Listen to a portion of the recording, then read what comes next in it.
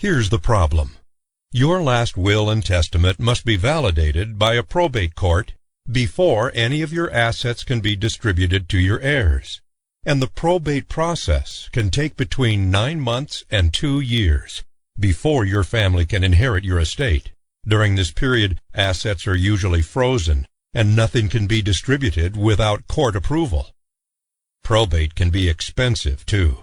Depending on your state of residence, mandatory court costs and legal fees can range from 3% to 8% of your entire estate.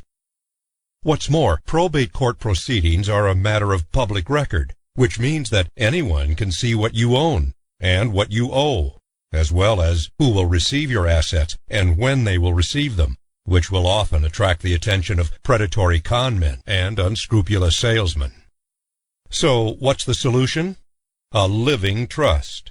A living trust is a private legal document that provides specific instructions for how you want your assets to be used and distributed.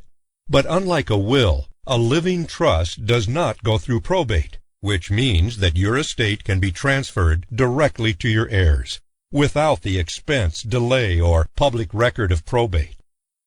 But a living trust can do much more than a will.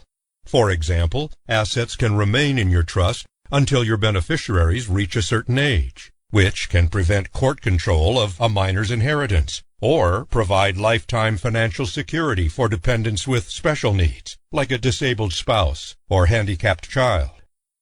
And if you are ever physically or mentally incapacitated and can no longer manage your own financial affairs, your successor or co-trustee can assume that responsibility for you, but only in strict accordance with your trust instructions and without any need for some court-appointed legal guardian. Here's how it works. With a living trust, you become the trustee of your assets instead of the owner of your assets, which means that legally your trust owns everything, but you own the trust. Otherwise, nothing else changes. You continue to manage and control everything you own, just as you do now.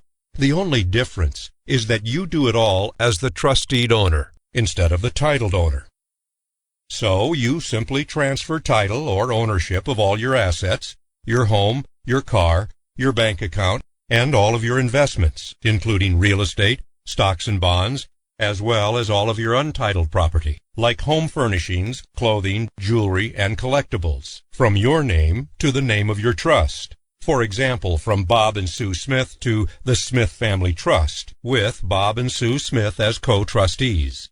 And when you pass, these assets will be distributed according to the instructions within your trust. So, ask yourself this.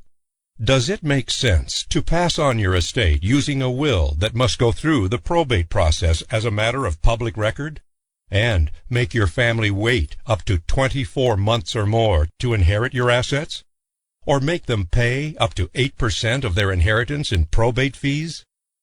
Or does it make better sense to set up a living trust that will pass all of your assets on to your heirs just as you want, but without the expense, the delay, and the public exposure of probate?